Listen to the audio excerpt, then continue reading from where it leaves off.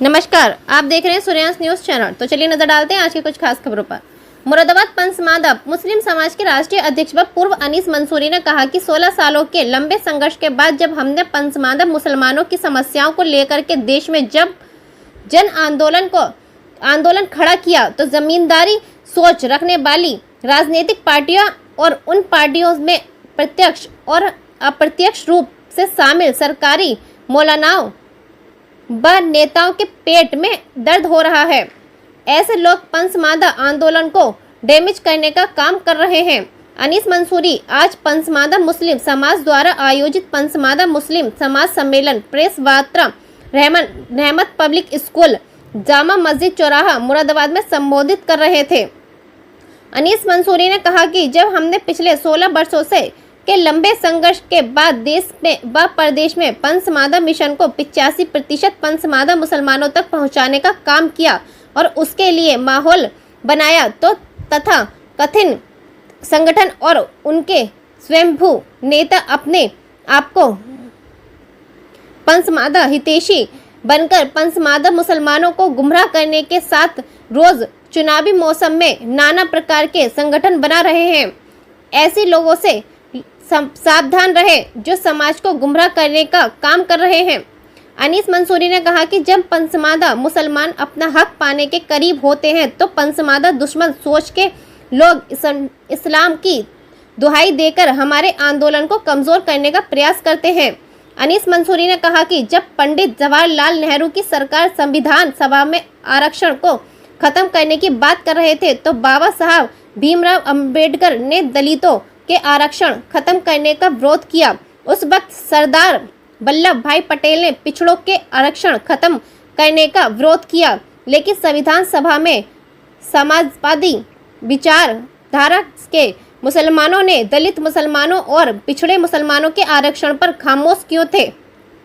खामोश इसलिए थे कि कहीं पंचमादा मुसलमानों को भागीदारी मिलने लगी तो हमारी गुलामी कौन करेगा। यही वजह है कि 74 सालों से पंचमादा मुसलमान दलित आरक्षण के से महरूम हैं।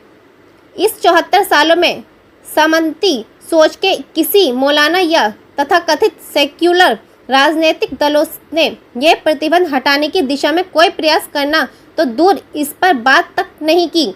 आज जब इस आंदोलन को अनीस मंसूरी ने प्रधानमंत्री से लेकर सभी राजनीतिक पार्टियों और देश भर में पहुंचा दी तो ऐसी समाजवादी सोच के लोग इस आंदोलन को यह कहकर डैमेज कर रहे हैं कि इस्लाम में कोई पंचमादा नहीं होता है, सभी लोग बराबर हैं।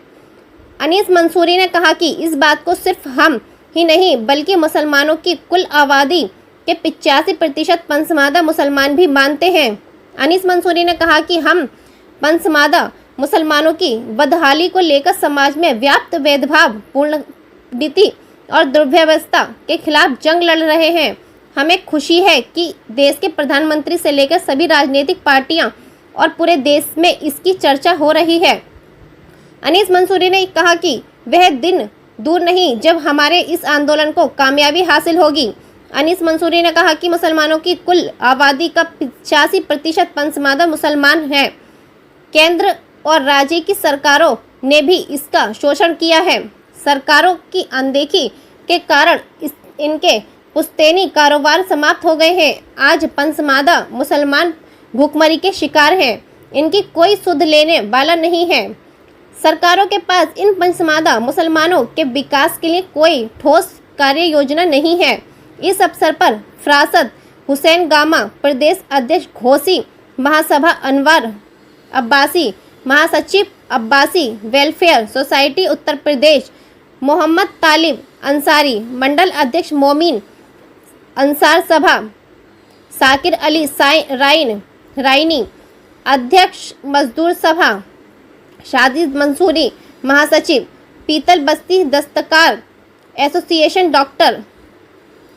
डॉक्टर हसन सलमानी पूर्व पार्षद, जमशेद कुरैशी एडवोकेट, जहूर मलिक तहसील पहलवान बंजारा, फ़हीम मंसूरी अध्यक्ष, ज़ैनब वेलफेयर, कारी जाकिर अंसारी, नाजिम मुनीर, महबूब आलम अंसारी, अशरफ पहलवान, सरपंच घोसी महासभा, अरहम अली अंसारी, अनवर वारसी सैफी, शकील मंसूरी चांदपुर, शावेज मंसूरी, मुदस्सिम इस्लाम, शोएब इदरीस सैफी, जफ़र अली इकबाल, मुरादाबादी रोबिन मंसूरी, फैज़ान मंसूरी, सलमान मंसूरी, शाहरुख मंसूरी, आशू मंसूरी, जुहेब मंसूरी, मुनीर आलम मंसूरी।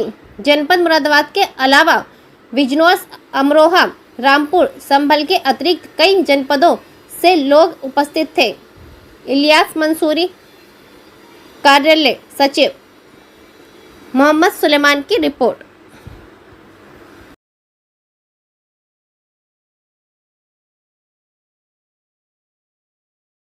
माना मुस्लिम समाज के मसाइल को लेकर के हम निरंतर, इससे पहले जब कांग्रेस की मनमोहन प्रसाद की सरकार थी तब हम बराबर मांग करते रहे। अब वर्तमान में मोदी जी की सरकार में भी हम पत्राचार के माध्यम से और अपने डेलीगेशन के माध्यम से समय समय पर मिल करके पसमानदा मुस्लिम के मसाइल उनके सामने रखने का काम करते रहे। क्या मसाइल हैं? क्या मसाइल जैसे पसमानदा मुस्लिम समाज की एक सबसे खास मांग है, बड़ी मांग है कि धारा 300 संविधान की धारा 341 पैरा 3 के अंतर्गत 1936 से 1950 तक मुस्लिम समाज और क्रिश्चियन, बौद्ध और सिख इन लोगों को लाभ मिलता था। जब देश आज़ाद हुआ, भारतीय संविधान लागू होने से पहले कांग्रेसी हुकूमत ने सबसे पहले 10 अगस्त 1950 को इन 4 लोगों के रिजर्वेशन पे प्रतिबंध लगा दिया और ये कहा कि हम धर्म के आधार पे रिजर्वेशन नहीं दे सकते, क्योंकि संविधान पे धर्म के आधार पे रिजर्वेशन देने का कोई प्रावधान नहीं है। ये बेवकूफ़ बनाने की बात थी और उन्होंने गैर संवैधानिक प्रेसिडेंशियल ऑर्डर पास किया और वो हमारे प्रतिबंध लगा दिया रिजर्वेशन पे। जबकि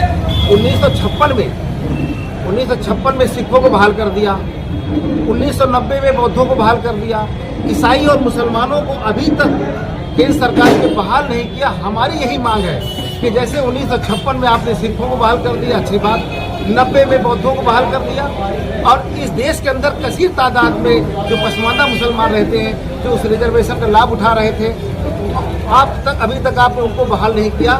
इसलिए हम चाहते हैं कि सरकार संविधान की धारा 341 पैरा 3 के अंतर्गत जैसे सिखों को और बौद्धों को बहाल किया, हमें बहाली मिले ताकि हमारे बच्चे भी हिंदू दलितों के बराबर आरक्षण का लाभ उठा सके। आइंदा लोकसभा चुनाव में क्या स्टैंड रहेगा पसमानदा मुस्लिम समाज का? देखिए, हम लोग बराबर मांग करते आ रहे हैं सरकार से, लेकिन हम जिस तरफ काम कर रहे थे, हमने जब अभी वर्तमान सरकार बीजेपी के मोदी जी की सरकार है, इनके तमाम नुमाइंदों से मिल करके हमने पसमानदा के मसले को रखा और वो हमारे लिए गंभीर तो नहीं हुए, लेकिन 3 जुलाई 2022 को अपने हैदराबाद के कारखानी की बैठक में पहली बार किसी नेता ने पसमानदा मुस्लिम समाज का अपने ज़बान पर नाम लाने का काम किया। जबकि इस देश के अंदर जितनी सोशलिस्ट पार्टी कहे जाने वाली है, जैसे चाहे समाजवादी पार्टी हो, चाहे बहुजन समाज पार्टी हो, चाहे जेडीयू हो, चाहे आरजेडी हो, इस देश के अंदर कोई भी राजनीतिक दल का नेता पसमानदा लफ्ज़ अपने मुंह में लाने के लिए डरता है। उनको 15% अपर कास्ट के मुसलमानों की दहशत सताती है, कहीं वो नाराज न हो जाए। 85% मुसलमानों की तलफी हो रही है, इस पर सारी राजनीतिक पार्टियां खामोश है, मुंह में दही जमाए बैठी हैं। लेकिन 15% वाले नाराज न हो जाए, इसको पसमानदा का नाम नहीं लेना चाहते हैं। मोदी जी ने पहली बार उन्होंने पसमानदा के बारे में इतनी चिंता, गहरी चिंता जताई, लेकिन बड़े अफसोस की बात है